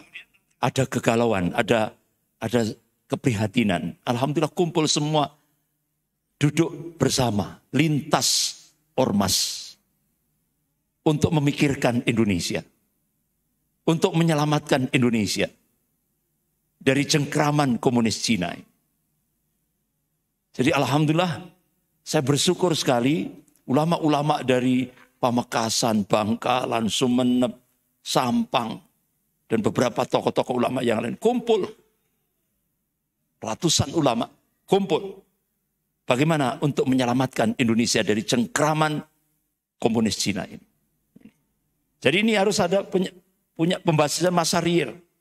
Pembasisan informasi, media informasi. Penguatan jejaring network. Ini sangat perlu. Dan alhamdulillah ini setelah Sampang mengumpulkan tokoh-tokoh ulama, ini terus bergerak. Sampai ke Jember, ke terus. Bondowoso dan terusnya. Jadi alhamdulillah sekarang sudah muncul yaitu sebuah wadah gitu ya. Alhamdulillah ini sangat efektif sekali. Apa? Kepemimpinan ulama daerah. Alhamdulillah itu langkah strategis, langkah efektif. Karena kalau kita mengandalkan pusat, pusat sudah di-cut. Jadi untuk menyelamatkan Indonesia ke depan, dibutuhkan munculnya kepemimpinan ulama daerah. Dan alhamdulillah ini sudah mulai menyeluruh di seluruh Indonesia. Jejaring network. Langkah keempat, pengkondisian. Dibutuhkan organisasi yang kuat, tenaga penggerak, pusat kegiatan, media publikasi, dan dana real. Dan langkah yang kelima, ini sudah perlawanan. Jihad. Jadi perlawanan tradisional, konstitusional, perlawanan lewat operasi intelijen, Ipolis Sosbud, dan perlawanan fisik. Ini yang harus kita siapkan. Ya. Jadi saya kira 5 langkah itulah yang perlu kita munculkan untuk menghadapi komunis gaya baru. Ya kan? Karena komunis gaya baru ini tidak hanya sekedar teori, itu sudah real, sudah nyata.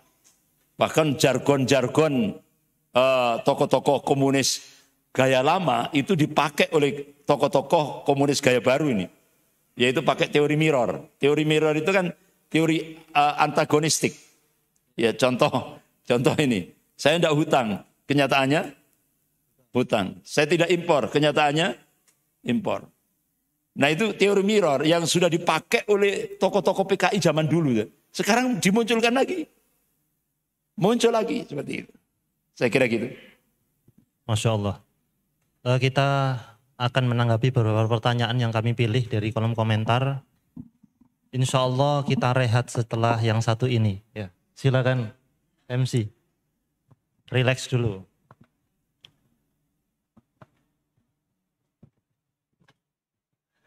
Baik, Bapak Ibu sekalian, sebelum kita lanjut dengan sedikit mengomentari pertanyaan yang ada di kolom komentar dari akun YouTube Al Ghifari Multimedia, sedikit saya minta waktunya ingin menjelaskan tentang donasi yang sedang digalakan oleh rekan-rekan dari multimedia Masjid Abu Dzar Al-Ghifari. Mungkin bisa bantuannya rekan-rekan panitia untuk menampilkan PowerPoint-nya.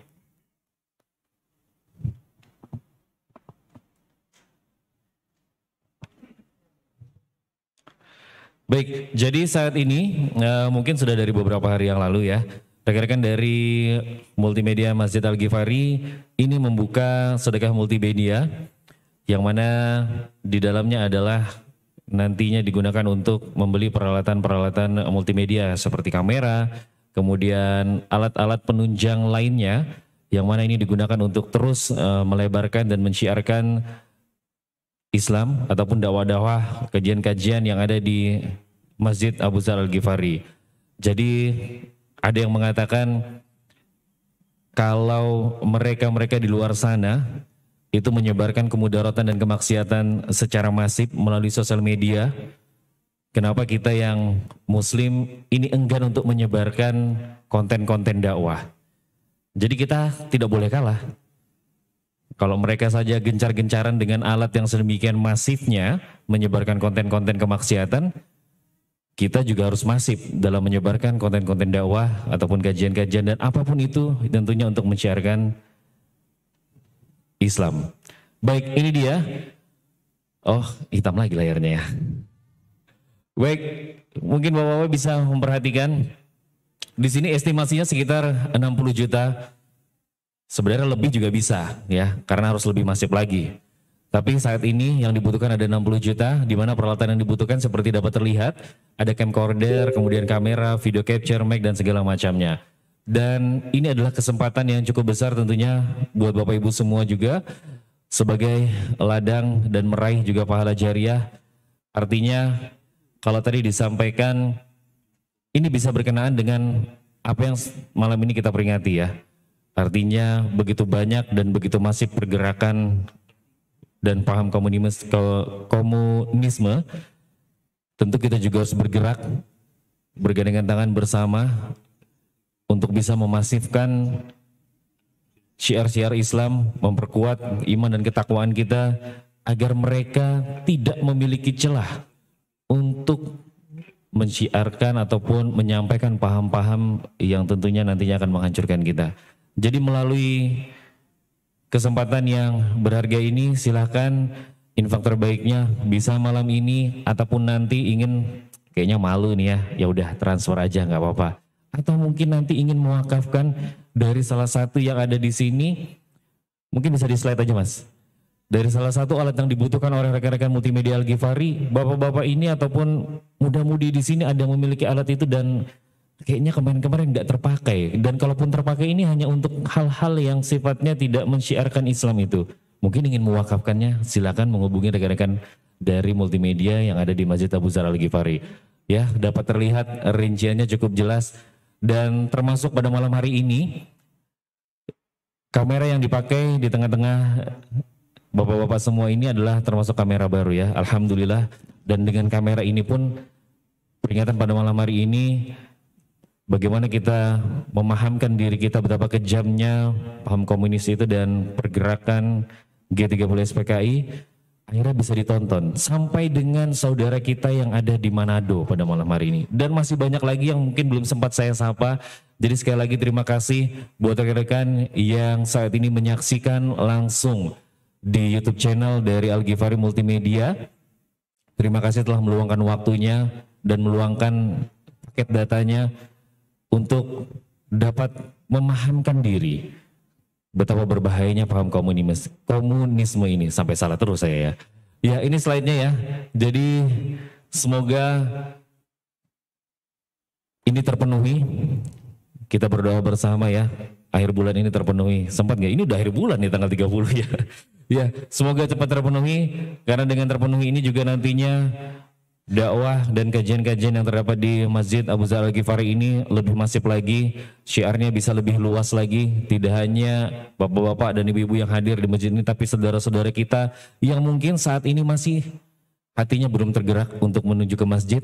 Semoga dengan menyaksikan tayangan-tayangan yang disebarkan oleh Al-Ghifari, hatinya mulai tergerak. Dan kalaupun belum tergerak, biarkan dia menjadi jamaah virtual ya. Menjadi jamaah dari Masjid Al-Ghifari secara virtual sampai nanti dia tergerak dengan setiap ceramah dan setiap kajian yang dia saksikan dan akhirnya dia bisa memakmurkan masjid di sekitar rumahnya. Baik, jadi sekali lagi silakan infak terbaiknya Bapak dan Ibu, dan di depan juga kotak masuknya ada kotak infak yang lebih besar lagi, berarti harapannya lebih besar lagi ya. Tentunya ini sebagai amal jariah buat bapak-bapak semua dan ibu-ibu sekalian. Baik, saya kembalikan ke moderator karena masih ada beberapa yang ingin kita tanggapi dari kolom komentar yang ada di channel YouTube Al-Ghifari Multimedia. Silakan Ustadz. Terima kasih, jazakallah khair. Akan kita pilih satu pertanyaan yang kita pilih di kolom komentar dan kemudian satu pertanyaan yang ada di sini. Tadi sudah ada yang mengangkat tangan. Ya.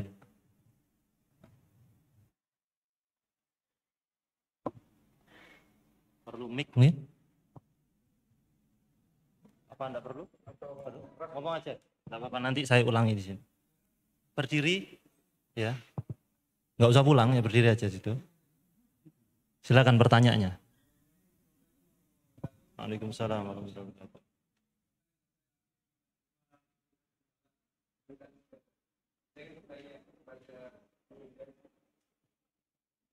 Saya tahu bahwa tantangan sekarang itu ternyata banyak yang mereka itu suka untuk melakukan sejarah. Mereka lebih suka untuk mengikuti apa-apa yang di luar partai. Sebenarnya kalau kita di sekolah itu diajarkan bahwa PKI itu merupakan musuh yang berskalawan.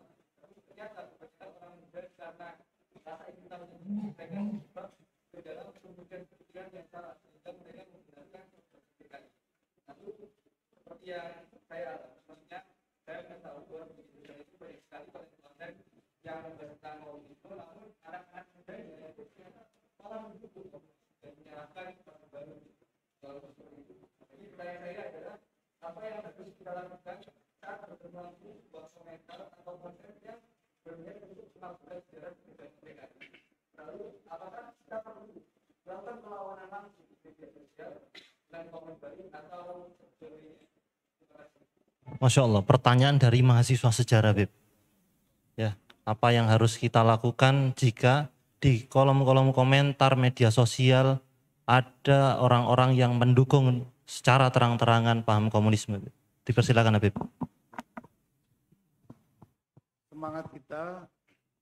Semangat kita hanya memberikan informasi dan menjelaskan.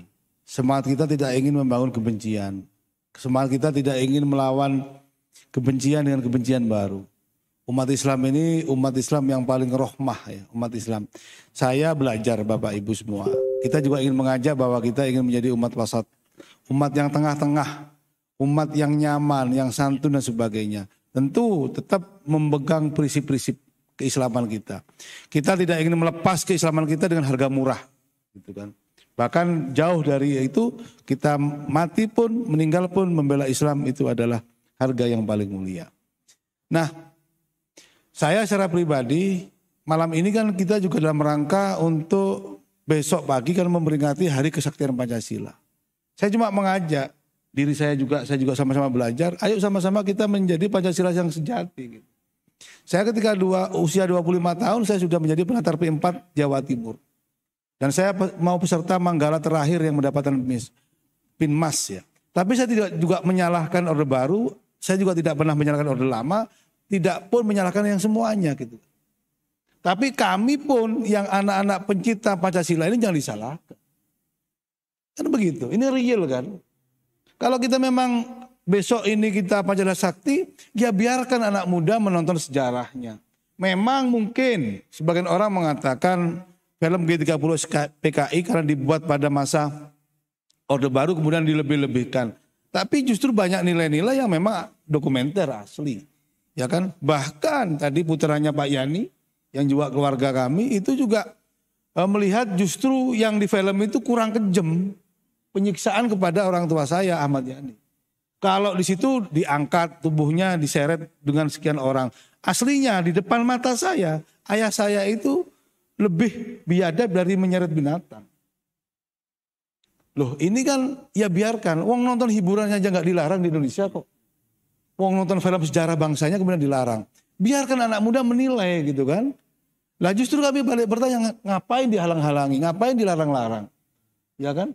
Yang dilarang itu nonton pornografi dong. Yang dilarang itu nonton kemaksiatan dong. Yang dilarang itu menipu orang. Yang dilarang itu berbohong. Yang dilarang itu menipu rakyatnya sendiri gitu kan. Kalau menonton sejarah bangsa orang tuanya sendiri kenapa dilarang? Justru kita angkat. Perkara film itu buatan ada kurangnya, ya tinggalkan ruang kurangnya, jangan kemudian dihilangkan semua. Nah ini menjadi penting kepada kita. Lah monggo solusinya gimana? Kepada ikhwan-ikhwan yang ahli IT, kita tidak membuat konten kebencian, tapi tampilkan sejarah yang sebenarnya. Ini loh yang saya pernah baca, ini loh yang pernah saya lihat. Biarkan rakyat juga menilai sendiri gitu kan. Nah justru kalau dihalang-halangi malah kita curiga. Kenapa dihalang-halangi? Ya kan? Kalau memang Anda semua, kita semua orang baik, ya nggak malu kalau ditampilkan kok. Nah ini justru kekonyolan-kekonyolan dilakukan banyak pihak. Terakhir, ayolah sama-sama kita ini merawat amanah dari ulama kita, orang tua kita tentang RKRI ini. Negara yang luar biasa, gemah ripah, loh Jinawi, cari ngomong Jawa. Toto tentrem kerdo, sebuah negeri yang luar biasa. Kita jangan sampai terlambat. Jangan kesalahan-kesalahan telat lagi, enggak popo wis, wong palu, jangan. Jangan Pak, kalau nanti ideologi ini kemudian bebas masuk Indonesia, tengok, pegang omongan saya. Mungkin kita aman-aman saja, tapi 5-10 tahun anak kita ditelanjangin. Pegang omongan saya. Kalau kita lolos dibiarkan ini, enggak apa-apa. Itu saudara kita ini toleransi. Pegang. Itu terjadi di semua negara Pak. Semua penjajah-penjajah Indonesia atau negara semua muslim itu pertama ngomongnya enak. Kita masuk, kita mau berdagang, kan begitu. Dan kepada mereka yang menghargai umat Islam, wis cukup gitu kan. Anda hidup enak di negeri ini. Anda lebih kaya dari kami Pak. Kami pemilik negeri ini jadi ketibal Pak di negeri ini. Anda yang jadi juragan kok. Coba tengok siapa yang kaya di Amerika. Bill Gates Pak. Siapa yang kaya di negara Melayu. Ada Sultan Hasan Bolkiah. Ya kan? Ada Datuk Kamarudin di Melayu. Kemudian yang di Arab. Anak keponakannya Raja Salman. Walid bin Talal. Siapa yang Raja Oman yang kaya. Siapa yang di... Lah sing suki di Indonesia siapa Pak? Apa Zainal Abidin? Apa Andre? Remak Pak aku di Indonesia lagi Pak. Kok cek nemenin gitu loh. Sudahlah kalian keruk negeri kami. Kami jadi orang kaya. Anda menjadi orang kaya. Anda menempati perumahan elit. Di Jalan Ijen siapa yang punya? Di Darmo Surabaya siapa yang punya? Di Pondok Indah Jakarta yang punya? Apa yang kurang dari negara kami? Kami bersabar umat Islam ini. Jangan dikencet terus. Ya kan? Ekonomi sudah kalian keruk. Kami hanya menjadi buruh Pak. Anda lihat di Arab. Kalau orang Indonesia datang ke Arab menjadi buruh. Kalau kami datang ke Singapura kami menjadi buruh. Kami datang ke Amerika menjadi buruh. Kalian datang ke Indonesia jadi juragan. Saudara kami jongos di negeri ini. Tengok toko-toko mereka semua. Siapa jongosnya? Saudara saya Pak. Cik kurang apa sih? Gitu loh. Udah nemen-nemen. Kalau kalian terlalu parah menjajah kami. Terlalu menyiksa umat Islam. Suatu waktu jangan salahkan kalau kami bangkit. Ya kan? Nah ini persoalan. Jadi kami tidak pernah melawan bangsa ini. Ini bangsa kami kok. Orang tua kami yang dulu berdarah-darah. Ayah saya sendiri di Jakarta ditahan waktu itu Pak di Salemba. Ibu saya yang membawa granat kemudian mengalami cerita. Sampai ayah saya itu meninggal dalam usia yang amat muda 47 tahun. Karena matanya sakit, karena satu penjara dengan para pejuang di Jakarta. Karena di penjara Jakarta itu matahari tidak bisa masuk. Si kurang opo, gitu loh. Ini saya kira saya mengajak kepada anak-anak muda kita. Ayo sudahlah rawat Republik ini dengan baik. Menjadi Pancasila yang sejati. Kalau sila pertama sebagai ketuhanan Islam, kita menjadi Muslim yang sejati, otomatis menjadi Pancasila sejati. Kalau memang sila kedua kemanusiaan, ayo kita saling menjaga harkat martabat kemanusiaan. Jangan saling madu domba, saling menyiksa. Kalau sila yang ketiga persatuan Indonesia, yaitu menanam persatuan. Oh sampai abal-abal kalian ngomong persatuan. Ya Persatuan yang serius di tengah perbedaan begitu. Jangan lagi angkat perbedaan yang ada, kita rangkul. Bineka Tunggal itu tuh, Bineka Tunggal Ika itu satu kalimat yang tanpa putus. Jangan dikatakan kebinekaan, jangan berhenti. Bineka Tunggal Ika, satu napas tidak putus. Boleh berbeda, satu tujuan. Hari ini dikatakan kebinekaan, perbedaan. Seolah-olah umat Islam ini diposisikan siap dengan perbedaan, tapi harus tujuannya sama. Yang keempat, kalau ada kita mengedepankan kerakyatan permusyawaratan, ayo musyawarah yang kepenak gitu. Jangan kemudian dihadap-hadapkan, difitnah-fitnah. Yang terakhir, kalau memang Pancasila ini keadilan sosial, ayolah.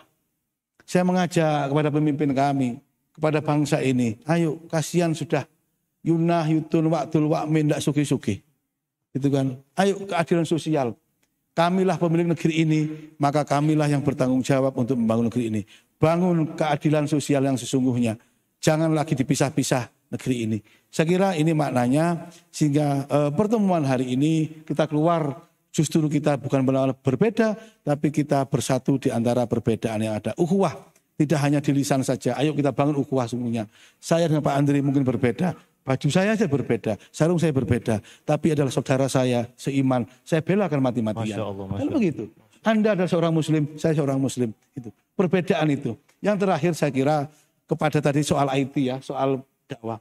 Kalau perbedaan tolong jangan disampaikan di ruang publik, ya kan? Saya dengan Pak Andri berbeda, tapi saya tidak pernah menyampaikan perbedaan saya dengan Pak Andri di ruang publik. Karena ruang publik bisa ditangkap semua orang dan orang awam. Kalau saya berbeda dengan Pak Andri, mari kita duduk di ruang-ruang kelas, di halaqah ilmiah, kita berdiskusi, beradu argumentasi, berhujah ilmiah, tanpa banyak orang yang tahu. Karena orang tahu beda, tapi kalau yang di luar, tampilkan kebersamaan, tampilkan persatuan. Masya Allah. Nah, ini saya kira kata kunci kita, sehingga perbedaan jangan ditampilkan di ruang-ruang publik, ini penting. Kalau mau ngomong di media massa, tolong ngomong bersamanya saja. Kalau perbedaannya mari kita close di dalam, di ruang-ruang kelas, di ruang-ruang diskusi, di halaqah-halaqah yang hanya orang-orang berilmu saja yang paham. Sehingga perbedaan itu menjadi satu kenikmatan dan menjadi rahmat dari Allah Subhanahu wa taala. Masya Allah. Walafu minkum, dari saya barangkali 100 tahun. wallahu a'lam.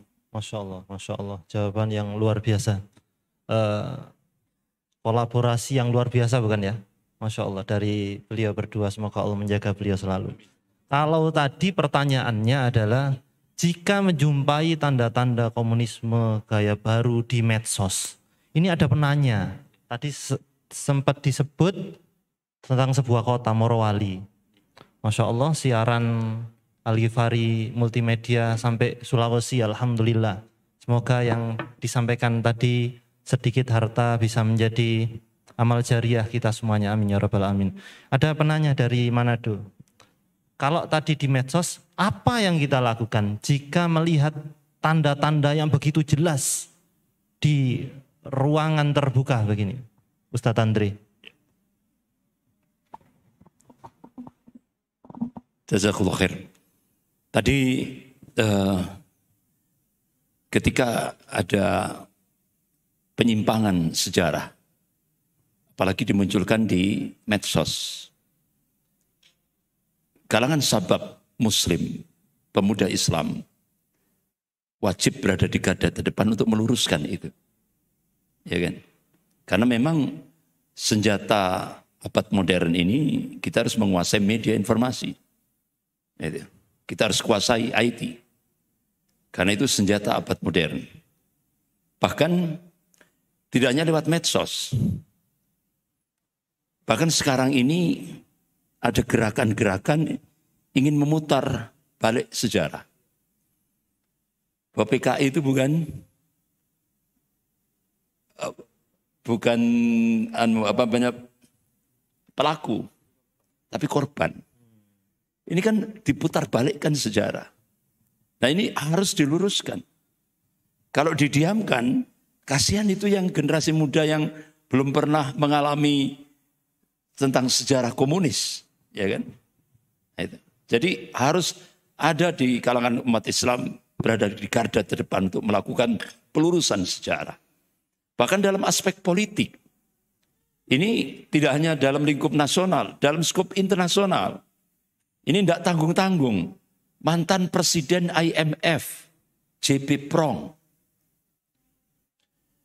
itu menggunakan isu komunis di Indonesia ini jadi entry point untuk menekan Indonesia. Sehingga akhirnya mantan presiden IMF JP Pronk mengadakan seminar komunis internasional di Den Haag, Belanda. Yang diundang itu ex-PKI, tokoh-tokoh ex-PKI. Dan advokat-advokat advokat jalanan gitu ya. Yang mudah dibeli gitu ya. Yang mudah dibeli. Nah, itu. Sehingga akhirnya ternyata apa yang dilakukan oleh JP Pronk ternyata sangat efektif sekali untuk menekan Indonesia. Sehingga undang-undang KKR, ya, undang-undang Komisi Kebenaran dan Rekonsiliasi disahkan oleh pemerintah karena pressure dari Belanda. Nah, itu. Makanya isu komunis ini benar-benar harus menyeluruh. Kita berpikirnya harus menyeluruh, tidak hanya dalam skop nasional. Dalam skop internasional juga kita harus meningkatkan kewaspadaan. Nah, itu. Saya kira gitu. Ya. Masya Allah. Sebelum kita limpahkan mic ini ke MC ya, maka kita akan memohon kepada Al-Habib untuk berdoa bersama-sama untuk negara kita, Habib. Dipersilakan, Habib.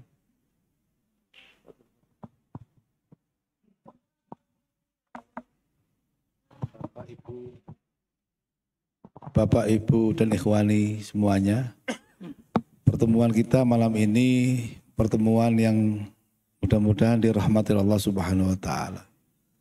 Dan kita menyadari pertemuan ini suatu yang berharga semua. Kita ikhlas bersama untuk membangun negeri ini agar apa yang menjadi para cita-cita pejuang kita, orang tua kita, para ulama pendiri bangsa ini betul-betul kita bisa merawat dan bisa mewujudkan yang sebaik-baiknya. Ikhtiar kita lakukan dan juga berdoa kepada Allah Subhanahu wa Ta'ala agar negeri ini terjaga, umat Islam terjaga, anak-anak bangsa negeri ini juga dijaga oleh Allah Subhanahu wa Ta'ala. Hidup berdampingan dengan sebaik-baiknya, bermuamalah dengan sebaik-baiknya, dan kita juga terselamatkan dari fitnah-fitnah yang sangat kejam kepada umat Islam. Al-Fatihah. A'udzubillahi minasyaitonirrajim. Bismillahirrahmanirrahim. Alhamdulillahirabbil alamin. Ar-Rahmanir-Rahim. Maliki yaumiddin. Iyyaka na'budu wa iyyaka nasta'in. Ihdinas siratal mustaqim. Shiratal ladzina an'amta 'alaihim ghairil maghdubi 'alaihim. Bismillahirrahmanirrahim. Alhamdulillahirabbil alamin. Hamdan syakirin, hamdan na'imin, hamdan yu'afi ma yukafi mazidah. Ya Rabbana lakal hamdu kama yanbaghi li jalali wajhika wa 'azimi sultanik. Allahumma hada jam'an jal marhuma ya Rabb. Wal musawarata maksuma birahmatika ya Arhamar Rahimin. Allahumma ja'alna min ahlil ilmi walil amal walil khair walil amal wal ikhlas. Duhai Allah ya Rabbi, jadikanlah kami orang-orang yang ahli ilmu, ahli beramal, ahli kebaikan dan ahli ikhlas. Ya Allah, ya Rabbi, ampunilah dosa-dosa kami ya Rabb, dosa-dosa orang tua kami, para ulama-ulama kami penjaga negeri ini ya Allah. Jadikanlah kami generasi yang bisa terus meneruskan perjuangan orang tua kami dan perjuangan para ulama kami. Ya Allah ilahi anta maksudi birahmatika ya arhamar rahimin. Ya Rabb, jagalah negeri Indonesia. Berikanlah kemudahan anak-anak kami, negeri kami ini untuk membangun ya Rabb. Menuju negeri yang baldatun, thayyibatun, wa rabbun ghafur. Ampunilah pahlawan kami ya Allah. Ampunilah dosa-dosa kami ya Allah. Berikanlah kesadaran kepada saudara kami bahwa kami negeri ini ingin bersama-sama, ingin bersatu padu untuk membangun negeri ini ya Rabb. Rabbana hablana min azwajina wa dhurriyyatina wa qurrata a'yun waj'alna lil muttaqina imama. Ilahi ya Allah, jagalah keluarga kami. Berikanlah anak-anak kami anak yang soleh dan solehah, yang bisa meneruskan perjuangan orang tuanya ya Allah. Rabbana hablana min azwajina wa dhurriyyatina wa qurrata a'yun waj'alna lil muttaqina imama. Allahumma innaka afuwwun karim tuhibbul afwa fa'fu 'anna ya Allah biha bisnal khatimah. Rabbana atina fid dunya hasanah wa fil akhirati hasanah wa qina adzabannar wa adkhilna jannatal mabrar ya aziz ya ghaffar ya rabbal alamin. Wa sallallahu ala sayyidina Muhammadin wa ala alihi wasallam. Akhiru da'wana alhamdulillahi rabbil alamin. Jazakumullah khairan kami ucapkan kepada kedua gurunda kita. Dan sebelum kita serahkan mic ini kepada MC, maka kita akan takbir 3 kali. Takbir! Takbir! Takbir! Wassalamualaikum warahmatullahi wabarakatuh. Baik Bapak Ibu, itu dia sedikit yang bisa rekan-rekan panitia dan juga Masjid Al-Ghifari berikan. Semoga menjadi pencerahan kepada kita dan menjadi insight baru, pemahaman baru.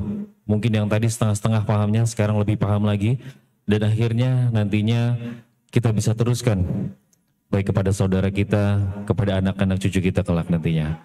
Baik Bapak Ibu, mewakili seluruh panitia ingin mengucapkan jazakumullah khairan katsiran dan juga jazakallah khairan katsiran kepada Ustadz Hendra Ubay selaku moderator, kepada Habib Zainal Abidin Bilfaqih, kepada Ustadz Andre Kurniawan telah meluangkan waktunya pada malam hari ini.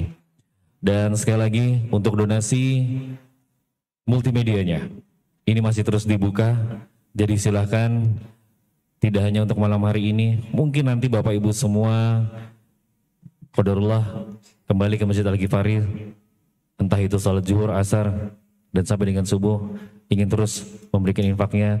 Semoga nantinya dengan alat-alat multimedia ini semakin luas lagi tersebar syiar-syiar Islam. Dan saya secara pribadi sedikit perkenalkan, nama saya Adi Irwan Sunaria, mengucapkan terima kasih dan mohon maaf sebesar-besarnya. Benar datangnya dari Allah Subhanahu wa taala, salah datangnya dari saya pribadi dan juga kami mewakili panitia pada malam hari ini. Sekali lagi mengucapkan terima kasih. Jazakumullah khairan katsiran. Assalamualaikum.